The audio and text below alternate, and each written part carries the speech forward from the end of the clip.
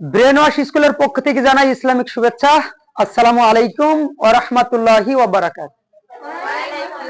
আল্লাহ দয়া, শান্তি, রহমত তোমাদের সবার উপরে বর্ষিত হোক। তো ঠিক আছে, আমরা বেশি কথা বাড়াবো না, সরাসরি এখন ব্রেন ওয়াশে চলে যাই, তাই না? ব্রেন ওয়াশে গেলেই ভালো হয়।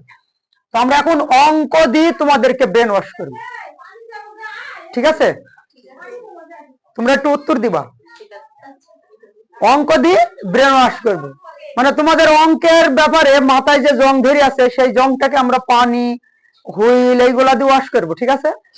তো একটু খেয়াল করো। হ্যাঁ, এখানে দেখো এসএসসি 2025 এবং 2026 যারা পরীক্ষা দেবে তাদের জন্য মোটামুটি আজকে এই ক্লাস গণিত অষ্টম শ্রেণী, ঠিক আছে? সরি, গণিত অষ্টম অধ্যায় আর 17 নম্বর জ্যামিতি। তাহলে অষ্টম অধ্যায়ের 17 নম্বর জ্যামিতি, এখানে 17 নম্বর জ্যামিতিতে কি বলেছে একটু খেয়াল করো। বৃত্তের কেন্দ্র ও ব্যাস ভিন্ন কোন জ্যা এর মধ্যবিন্দুর সংযোজক রেখাংশ ওই জ্যায়ের উপর লম্ব। আরেকবার পড়ি, তাহলে বুঝতে পারবা। বৃত্তের কেন্দ্র ও ব্যাস ভিন্ন কোন জ্যা আর এই জ্যায়ের মধ্যবিন্দু সংযোজক রেখাংশ ওই জ্যায়ের উপরে লম্ব, ওই জ্যায়ের উপরে লম্ব। যখন জ্যামিতিটা করবো তখন তোমরা খুব ভালো বুঝতে পারবে ইনশাআল্লাহ। এখন এই জ্যামিতিটা প্রমাণ করতে হলে আমাদেরকে এইখানে যে এই যে বৃত্তটা চিনতে হবে, তাই না? এই যে বৃত্ত চিনতে হবে না, কেন্দ্রটা কিন্তু আমাদেরকে চিনা লাগবে। তারপরে এই যে ব্যাস ভিন্ন যা আছে, ব্যাস ভিন্ন বা ব্যাস, এই ব্যাস কিন্তু আমাকে চিনা লাগবে। তারপরে যা চিনা লাগবে।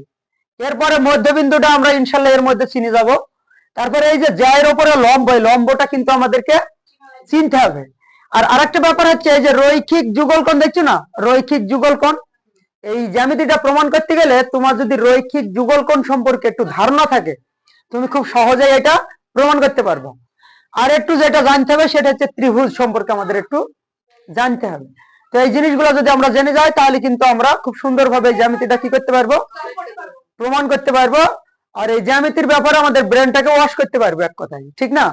তো খেয়াল করো, আমরা একটু শুরু করি। তাহলে বৃত্ত আর কেন্দ্র এটা একটু চেনার চেষ্টা করি। বৃত্ত, দেখো বৃত্ত সম্পর্কে একটু বলি। এটাকে কি বলে বলো দিনি?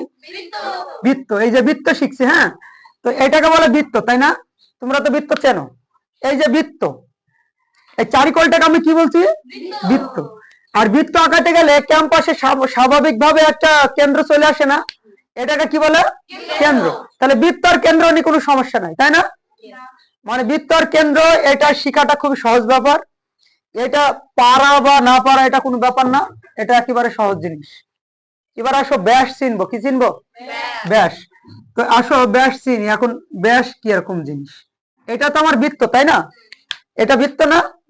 তো বৃত্তের এক প্রান্ত থেকে আর এক প্রান্ত পর্যন্ত যদি কোনো একটা সরল রেখা যায়, কোনো একটা সরল রেখা যায়, আর এই সরল রেখাটা যাওয়ার সময় যদি কেন্দ্রকে ছেদ করে, কেন্দ্রকে ছেদ করে, তাহলে ওইটাকে বলে ব্যাস। তাহলে ব্যাস কাকে বলে? বৃত্তের এক প্রান্ত থেকে আর এক প্রান্তে একটি সরল রেখা যাওয়ার সময় যদি কেন্দ্রকে ছেদ করে তাহলে ওটাকে কি বলে? ব্যাস। তো একটু দেখি, এই যে বৃত্তের এক প্রান্ত থেকে একটা সরল রেখা যাচ্ছে, ঠিক আছে?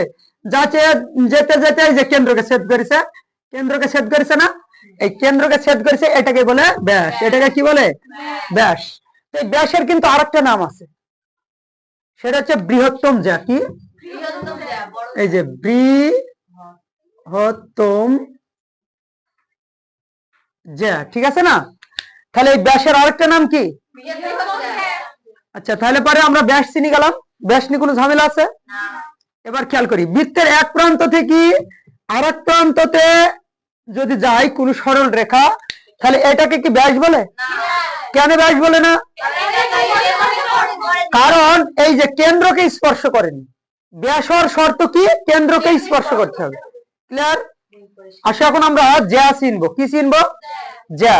এই যে যদি কেন্দ্রকে স্পর্শ না করে, বৃত্তের এক প্রান্ত থেকে আর এক প্রান্তে কোন একটা সরল রেখা যাওয়ার সময় যদি কেন্দ্রকে স্পর্শ না করে তাহলে ওইটাই জ্যা। ওটাকে কি বলে? জ্যা। বুঝতে পেরেছো সবাই? তাহলে এখন দেখো, বৃত্তের এই যে এক প্রান্ত থেকে এই যে যাচ্ছি, ঠিক আছে, আরেক প্রান্তে চলে গেলাম, এইখানে কি কোনো কেন্দ্রকে স্পর্শ করেছে? এখন দেখো তো, এই যে বৃত্তের এক প্রান্ত থেকে আরেক প্রান্তে গেলাম, কেন্দ্রকে স্পর্শ করেছে? কেন্দ্রকে স্পর্শ করেছে? কেন্দ্রকে, এইগুলা সব কি বলতে পারবা? এইগুলা, এইটা, এইটা। এখন এই যে কেন্দ্রকে যদি স্পর্শ করে ফেলে, এই যে কেন্দ্রকে স্পর্শ করলো, এই যে কেন্দ্রকে কিন্তু স্পর্শ করেছে, তাহলে এটা কি? ব্যাস। এটা, এটা, এটা যা। কেন যা? কারণ কেন্দ্রকে স্পর্শ করেনি। এটা, এগুলা সব কিন্তু যা। আচ্ছা, আমরা জ্যা আর কেন্দ্র, জ্যা, ব্যাস এগুলা চিনি গেলাম না? আমরা একটু ব্যাসার্ধ চিনবো, তাই না? ব্যাসার্ধ চিনিনি, যদিও এখানে ব্যাসার্ধ নাই, আছে আছে। এখন আমরা চিনবো কি? ব্যাসার্ধ। জ্যা চিনা হয়ে গেছে, ব্যাস চিনা হয়ে গেছে, এদিকে বৃত্ত এবং কেন্দ্র চিনা হয়ে গেছে। তাহলে ব্যাসার্ধটা একটু দেখি। এটা হচ্ছে আমার কি? বৃত্ত। এটা কেন্দ্র, ঠিক না?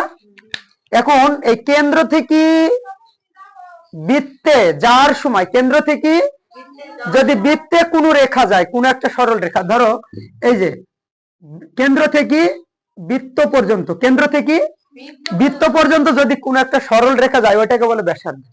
ওটাকে কি বলে? তাহলে এই যে কেন্দ্র থেকে বৃত্তে গেছে, এটা ব্যাসার্ধ। আচ্ছা, কেন্দ্রের নাম দিলাম ও। কি দিলাম? ও। কেন্দ্রের নাম ও, আর এটার নাম দিলাম এ, ঠিক আছে? তাহলে তাহলে এইখানে ও এ একটা ব্যাসার্ধ হয়ে গেল না? এই যে কেন্দ্র, কেন্দ্র থেকে বৃত্তে গেছে, এটা বৃত্তে গেছে, এটার নাম দিলাম বি। তাহলে ও বি, এটা কি হয়ে গেল? ব্যাসার্ধ। কেন্দ্র থেকে এই যে বৃত্তে এসছে, এটার নাম দিলাম সি, এটা কি হয়ে গেল? এটাও ব্যাসার্ধ হয়ে গেল, ঠিক আছে? এখন কেন্দ্র থেকে এই যে বৃত্তে এসছে, এটা কি? ব্যাসার্ধ। কেন্দ্র থেকে বৃত্তে এসছে, এটা কি? ব্যাসার্ধ। এটা কি? ব্যাসার্ধ। এগুলা কি? সব কিন্তু ব্যাসার্ধ। তো ব্যাসার্ধ চিনি গেলাম না? ব্যাসার্ধ। তো এখানে ছোট্ট করে একটা সূত্র মনে রাখবো। কি মনে রাখবো? যে একটা বৃত্তের ভিতরে যতগুলো ব্যাসার্ধ থাকবে, সব ব্যাসার্ধর মাপ সমান। সব ব্যাসার্ধের মাপ কি? সমান। এদিকে ফারিয়া, খেয়াল করো এদিকে। তুমি কোন দিকে তাকাচ্ছো? তাহলে একটা বৃত্তের ভিতরে যতগুলো ব্যাসার্ধ থাকবে, সব ব্যাসার্ধের মান কি? সমান, ঠিক আছে? তাহলে এখন একটু খেয়াল করি, যদি এই যে ও বি, হ্যাঁ, ও বি যদি 4 সেন্টিমিটার হয়, তাহলে বলো তো ও এ কত সেন্টিমিটার? কারণ ও এও 4 সেন্টিমিটার। কারণ হচ্ছে কি, যে এই বৃত্তে যতগুলো ব্যাসার্ধ আছে, সব ব্যাসার্ধ সমান। তাহলে এটাও কত হবে? 4। এটাও কত? 4। এটা 4, এটা 4, ঠিক আছে না? এইগুলো আমাদের অবজেক্টিভে কিন্তু খুব ভালো কাজে লাগবে। এগুলো আমরা একটু মনে রাখার চেষ্টা করবো। তাহলে বৃত্তের মধ্যে যতগুলো ব্যাসার্ধ থাক, ওই ব্যাসার্ধ গুলা কি? সমান। তাহলে আমি এখানে লিখতে পারতাম ও বি সমান, ও বি সমান হচ্ছে, হ্যাঁ, ও এ লিখতে পারি, তাই না? ও এ, তারপরে ও সিও লিখতে পারি, তাই না? ও সি। তারপরে এখানে যদি ডি দিতাম, তাহলে ও ডিও লিখতে পারি, ঠিক না? তো এরকম ভাবে কিন্তু আমরা ব্যাসার্ধ চিনি গেলাম, তাই না? আচ্ছা, এইগুলার ভেতরে কারো কোনো প্রশ্ন আছে? প্রশ্ন নাই? তাহলে ব্রেন কি ওয়াশ হয়েছে নাকি? ঠিক আছে, ব্রেন ওয়াশ হলেই হবে। এবার আমরা লম্ব শিখবো। কি শিখবো? লম্ব। লম্বটা কিরকম? লম্বটা হচ্ছে এরকম একটা সরল রেখা থাকবে, ঠিক আছে? এই সরল রেখার উপর দিয়ে যদি একটা খাড়াখাড়ি কোনো দাগ থাকে, এই যে খাড়াখাড়ি মানে সোজা একদম লম্বা। লম্ব মানে আমরা কি? লম্ব মানে সাধারণত বুঝি যে খাড়া, তাই না? ভূমি থেকে আকাশের দিকে গেলে ওটাকে লম্ব বলিনি, যে এরকম লম্ব এরকম দেখাই না, আমরা উপরের দিকে দেখাইনি। তো সাধারণত যে ভূমি থেকে যখনই একটা সোজা একটা দাগ পাবো বা সোজা কিছু পাবো, এটাকে কি বলে? লম্ব। তাহলে লম্বটা চিনি গেলাম না? এখন আমরা বৃত্তের ভেতরকার লম্বটা একটু বুঝি। এই যে হয়েছে, হয়েছে। এখন এটা তো আমার জ্যা, তাই না? একটু আগেই শিখে আসলাম, এটা কি? জ্যা। মনে করি জ্যাটার নাম হলো এ বি, জ্যার নাম এ বি, আর কেন্দ্রের নামটা কি? ও। এখন এই জ্যায়ের আমি যদি মধ্যবিন্দু তৈরি করি, এই জ্যায়ের মধ্যবিন্দু কি? এটা, এটা কিন্তু মধ্যবিন্দু এম। এটা কি? এম তৈরি করলাম। তো এই যে মধ্যবিন্দু যে এমটা তৈরি করলাম, তাহলে পরে এখন এইটা যদি মধ্যবিন্দু এম হয়, তাহলে এ এম সমান বি এম না? এম সমান বি এম, ঠিক আছে না? এখন এইটা কিন্তু একটু খেয়াল করো, বৃত্তে যতগুলা জ্যা থাক, বৃত্তে যতগুলাই জ্যা থাক, সাপোজ এইদিকে একটা জ্যা আছে, এইদিকে কি একটা জ্যা আছে, এই জ্যায়ের যদি আমি মধ্যবিন্দু তৈরি করি, যদি এইদিকে আমার একটা জ্যা আছে, এই জ্যায়ের যদি মধ্যবিন্দু তৈরি করি, এইদিকে আমার একটা জ্যা আছে, এই জ্যায়ের যদি মধ্যবিন্দু তৈরি করি, ঠিক আছে? এই মধ্যবিন্দু থেকে যে কোনো জায়ের মধ্যবিন্দু থেকে যদি কেন্দ্র বরাবর যায় কোনো একটা রশ্মি বা কোনো একটা রেখা, সরল রেখা, তাহলে কিন্তু সেটা অটোমেটিক লম্ব হয়ে যায়। তাহলে এখন ধরো এটা এ, এটা সি, তাহলে এ সির লম্ব কি এ এন, ঠিক আছে না? ও এন না, এ সির লম্ব ও এন হয়ে গেল না? বুঝাইতে পারছো একটু? তো এই যে এইখানে কিন্তু এই যে এবার এটা কার লম্ব হয়ে গেল? এ বির ও এম লম্ব হয়ে গেল না? এটা কিন্তু এটা মানে শর্ত যে কেন্দ্র থেকে যে কোনো জায়ের মধ্যবিন্দু বরাবর, কেন্দ্র থেকে যে কোনো জায়ের মধ্যবিন্দু বরাবর যদি আমরা একটা রেখা টানি কোনো জায়ের ওপরে, যে কোনো জায়ের ওপরে যদি কেন্দ্র থেকে এই জায়ের মধ্যবিন্দু বরাবর কোনো রেখা টানি, তাহলে ওইটা সোজা হয়। সোজা কি হয়? সোজা হয়, ওটা লম্ব হয়। ক্লিয়ার তো? আচ্ছা, এটা আমরা পরে যখন শিখবো তখন ভালো মতো বুঝতে পারবো, সমস্যা নেই। এখন আমরা লম্ব চিনি গেলাম, তাই না? রৈখিক যুগলকোণ, রৈখিক যুগলকোণটা একটু খেয়াল করি।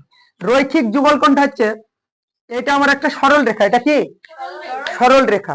এই ধরো এটা এ বি সরল রেখা, এ বি সরল রেখা। তো এ বি সরল রেখায় মানে যে কোনো সরল রেখাকে যদি একটা রেখা দিই, একটা রেখা দিই, দুইটা কোণ তৈরি করলাম না? ধরো এখন এই ছেদ বিন্দু দিলাম ও, আর এটা দিলাম সি, ঠিক আছে? তো দেখো তো ও সি, এই যে ও সি, ও সি রেখাটা দিই এ বি সরল রেখার উপরে দুইটা কোণ তৈরি করলাম না? কটা রেখা দিয়ে দুইটা কোণ তৈরি করলাম? এই যে এইখানে একটা কোণ হয়েছে আর এইখানে একটা কোণ হয়েছে না? দুইটা কোণ তৈরি করলাম কটা রেখা দিয়ে? একটা রেখা দিয়ে, একটা রেখা দিয়ে দুইটা কোণ তৈরি করেছি, করেছি না? এইটাকেই বলে রৈখিক যুগলকোণ। এটাকে কি বলে? এখন যদি আমি এই যে একটা কোণ তৈরি করলাম, এই যে একটা কোণ, দুইটা কোণ হয় কেন তৈরি হয়েছে, ঠিক আছে, কিন্তু এটা রৈখিক যুগলকোণ না।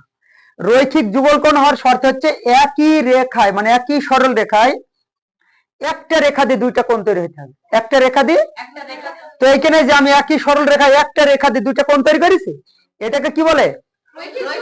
রৈখিক যুগলকোণ। এটা কি এর আগে শেখানো হলো? শেখানো হয়নি মনে হয়, তাই না? তাহলে পরে এইটা একটু এক্সট্রা জেনে গেল না? তাহলে একই সরল রেখায় একটা রেখা দিয়ে দুইটা কোণ তৈরি হলো, এটাকে বলে রৈখিক যুগলকোণ। আর একটু ক্লিয়ার হয় তাহলে তোমরা বুঝতে পারবে। দেখো আরেকবার, এটা কি সরল রেখা, এটা কি? এটা এটা একটা রেখা, দুইটা কোণ তৈরি হয়েছে। এখন এই দুইটা কোণ, এখন দেখো খেয়াল করো, যখন এই দুইটা কোণ যখন সমান হয়ে যাবে, যখন এই দুইটা কোণ কি হয়ে যাবে?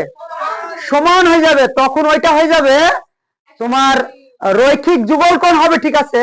তখন এই যে এই দাগটা হয়ে যাবে লম্ব। এই দাগটা কি হয়ে যাবে? লম্ব।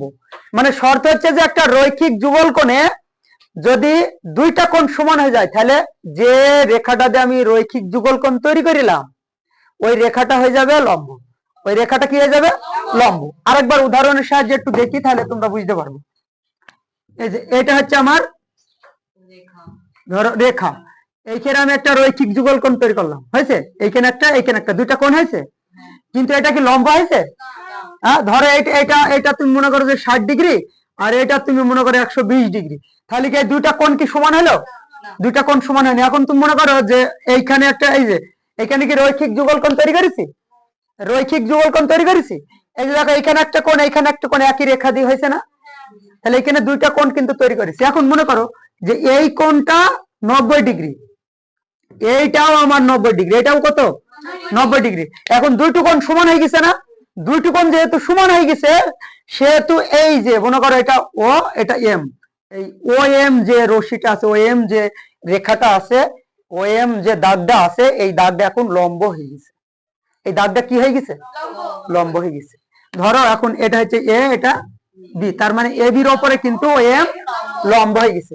তাহলে পরে একটা রৈখিক যুগলকোণ কখন লম্ব হয়? যখন যখন দুইটা কোণ সমান হয়ে যায়। তাহলে একটা রৈখিক যুগলকোণ কখন লম্ব হয়? যখন দুইটা কোণ সমান হয়ে যায়। তোমাদের অবজেক্টিভে আসতে পারে, যেমন মনে করো আসতে পারে এরকম এরকম একটা চিত্র দিল, চিত্র দেওয়ার পরে বললো যে অথবা এখানে একটা যদি একটা রৈখিক যুগলকোণ তৈরি করো, একটা রৈখিক যুগলকোণ তৈরি করো যার দুইটা কোণই সমান, তারপরে তোমাকে চিত্রে হয়তো বলে দিল যে তাহলে ওএমটা কি, তখন তোমাকে একান্ত বলে দিতে হবে এটা লম্ব, কারণ দুইটা কোণ সমান হলে কি হয়, ওটা লম্ব হয়ে যায়। ক্লিয়ার? তাহলে আমরা এখন সরাসরি জ্যামিতি চলে যেতে পারি নাকি? সরাসরি এখন আমরা জ্যামিতির প্রমাণে চলে যেতে পারি। ও এখনো ত্রিভুজ আছে, তাহলে এটা ক্লিয়ার, তাই না? এখন ত্রিভুজ আছে, ত্রিভুজটা একটু চিনাই। এ দেখো, ত্রিভুজের শর্ত হচ্ছে তিনটা বাহু থাকবে, তিনটা কোণ থাকবে। ত্রিভুজের শর্ত কি? তিনটা বাহু, তিনটা কোণ। এই যে একটা বাহু, এই যে একটা বাহু, এই যে একটা বাহু, তিনটা কোণ তৈরি হয়ে গেল, তিনটা বাহু তৈরি হয়ে গেল, ঠিক আছে না? তিনটা বাহুর সমষ্টি হবে, পাশাপাশি তিনটা কোণ হবে, এটাকে কি বলে? ত্রিভুজ। আশা করি তোমরা ত্রিভুজ চিনে গেছো, ঠিক আছে? ত্রিভুজ নিয়ে কোনো সমস্যা আছে? একটু কোণ নিয়ে আলোচনা করি। কোণ মনে করো এটা একটা ত্রিভুজ, এটা কি? আচ্ছা, এটা একটা ত্রিভুজ, ধরো এ, এটা বি, এটা কি? সি। তো এখানে একটা কোণ তৈরি হয়েছে, এখানে একটা কোণ তৈরি হয়েছে, এখানে একটা কোণ তৈরি হয়ে গেছে। এখন এই যে তিনটা কোণ তৈরি হয়েছে, এই তিনটা কোণ নিয়ে একটু আলোচনা করি। যে কোণটাকে আমি টার্গেট নেব, ধরো বি কোণকে টার্গেট নিলাম, যে আমি এখন বি কোণ লিখবো। কি লিখবো? বি কোণ। তাহলে কিন্তু এই বিটা মাঝখানে থাকবে। এখন দেখো, এই যে এটা আমার এখন বি কোণ হয়ে গেল না? তাহলে বি কোণের জন্য কয়টা অক্ষর আসলো? তিনটা। একটা, দুইটা, তিনটা না? তাহলে বি কোণকে যেহেতু টার্গেট নিছি, বি কোণ মাঝে থাকবে, তাহলে এ বি সি। এই যে বি মাঝে আছে, অথবা এটাকে আরেকটা কায়দায় লেখা যায়, সেটা যে সি বি এ। এই যে বি মাঝে আছে, তাহলে মাঝে থাকলে কিন্তু সেটা কি? কোণ। বুঝাইতে পারলাম? আচ্ছা, আমরা একটু 30 সেকেন্ডের একটু বিরতি নিই।